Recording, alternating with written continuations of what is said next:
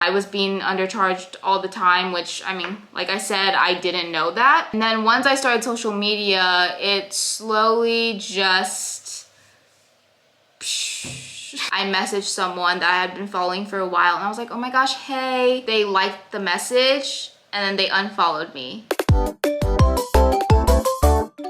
Hi everyone, I'm Charlize Chu. Welcome to my channel. If you may or may not know, I am a content creator on TikTok, Instagram, and YouTube, and I make a lot of the times fashion videos. I've been a content creator for about a year now, so I thought for today's video I would do like a little sit down, real talk video of being a content creator because ever since I was younger, I've always wanted to become one. Honestly, I can definitely say that now that I am a content creator, there are a lot of things that I did not expect and did not prepare for. I thought I would just kind of let you in on the life of being a content creator. So first I'm going to be talking about just content creator as a job, and then talking about how content creating has affected my mental health. Next, I'm going to talk about how to gain followers if you want to become one yourself, or just how content creators gain followers in general. And then finally, I'm going to talk about the community, the influencer or content creator community. When I first started content creating, I could never see it as a job. I would never be like, this is what I do for a living, or this is my job. Obviously, when you're starting out, you don't really consider it as a job. You're probably not making any money off of it or anything. But now with the amount of followers I have, and once you start making money and you realize like how much time you put into it, it is a job. Honestly, content creating is a lot of work, and if you want to be one and a successful one, you have to be willing to put in that work from the day one. A lot of you guys ask me how long or how much time I spend on content creating. It is every day, always on social media, checking my accounts, making sure I'm posting, making sure I'm interacting with my followers, because that is one of the most important things about being a content creator, is interacting with your followers and creating that like good relationship, making them want to continue to follow you and be authentic, you know? I don't really have a set schedule. I think it's really helpful if you do have a set like work schedule. Some days I'll only spend like 2 hours working on my social media, and then some days I'll spend literally the entire day. It really just depends on my mood, because that's another thing, especially that I make videos, your mood really matters. Like if I have no energy that day, obviously none of my videos will turn out good, you know? I think there's like 3 days of the week that I spend filming, and then maybe like 2 days of the week I spend editing, and then the other days I'll just be like on Instagram, you know, interacting with my followers and all of that. And then obviously another part of content creating, especially if you're taking it seriously like a job, is the money. The actual app itself is not giving you that much money, okay? Let me tell you, unless your video does like super well. This is all personally based on like me and my followers, you know. I don't know how much Charli D'Amelio is making on TikTok. I think the most I've made off of TikTok is when my video hit like 10 million views. But other than that, even if I post every day, I'm not gonna get like so much money. It's all based on brand deals, sponsorships. You can get brand deals by reaching out to brands. A lot of times brands will reach out to you, but most of the times brands will only reach out to you once they know that you are a good person to promote their products. If you want a good brand that will pay you well to reach out to you, you have to have already promoted a few other brands on your page to show them I am good at promoting things, you know. And another important thing that was probably one of the hardest things and most unexpected things for me as a content creator is coming up with your rates. Most people who are just starting out don't have an agency to guide them and help them through brand deals and all of that and figuring out your rates. The only reason why I was really able to figure out my rates and like what a good set rate is for my followers and everything is because I had a mentor helping me through this. I'm not signed with any agency, but I did have a mentor. It made me respect not even just like myself, but it made me respect other content creators a lot more, especially those who aren't signed with agencies, because you have to do so much paperwork and all of that yourself. Like you're your own little business person. But yeah, setting rates, that was so difficult because I had no clue what to set my rates. I didn't know where to start. I think for Instagram, it's like for every like 1,000 followers, you can charge for $10, I think. But that also, you have to take into account like your engagement rate and everything. When I first started out, I wasn't charging enough. I just figured that out like maybe 2 months ago that I was so undercharging. You have to watch out for brands because a lot of brands know that these influencers with no agencies are so naive. They don't know how much they should be charging. So a bunch of brands will undercharge you. I was being undercharged all the time, which I mean, like I said, I didn't know that.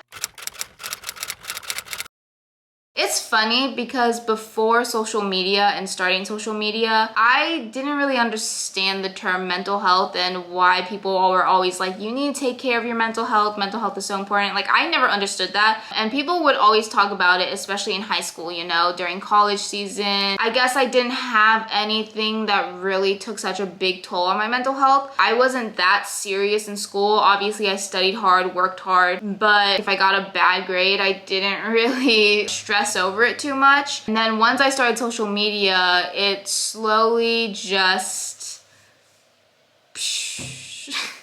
like, I understand. You see content creators all the time, and a lot of times you see them, they look perfectly put together, they look happy, but in reality, it does get really stressful, especially when you're taking this seriously like a job. Hate comments too. To be honest, for me, my mental health doesn't get affected as much about hate comments as it does about like my personal mindset. One of the biggest tolls on my mental health is just always feeling like I need to do better. Having a goal for yourself and a new challenge for yourself is great, but sometimes I'll always just keep feeling like I need to do better or I need to produce more content. As a content creator, you're trying to post as much as you can. Like I said, I'm working almost every day on this. It definitely does take out a lot of your energy sometimes. But lately, I've been doing a lot of things to really work on my mental health and making sure I balance my work and life. That's another thing about content creating. Like, I do not have a work-life balance at all. I'm working like 90% of the time. Even on my break days, I don't ever really take a break because I just can't. My mind doesn't let me to. I also think that having it take a toll on my mental health has been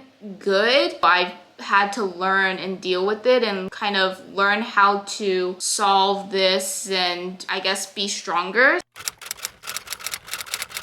I think the two main things is consistency and research. I'm sure you've heard content creators always say about consistency, and that's so true. Like, you need to be consistent. Just like if you're working at a McDonald's. I mean, McDonald's is open so much of the day. Like, it's always open. It's not like open once a week. They're not gonna make money if they're open once a week, you know? I don't know why I just compared social media to a McDonald's. And doing your research, especially when you're just starting out, you always have to do your research on trends, what other people are doing that also gain them followers, the algorithm. There are a lot of videos on YouTube and there are a lot of articles online that you can research about because there are a lot of tips and tricks that can be really helpful and make such a big difference. And also, when you're first starting out, you need to make sure that you're posting a crap ton, because I think a lot of people, when they first start social media, they're like, I don't have followers, don't know why I need to be posting so much, or it's kind of embarrassing to post so much when I don't have followers. But day number one, when you start this,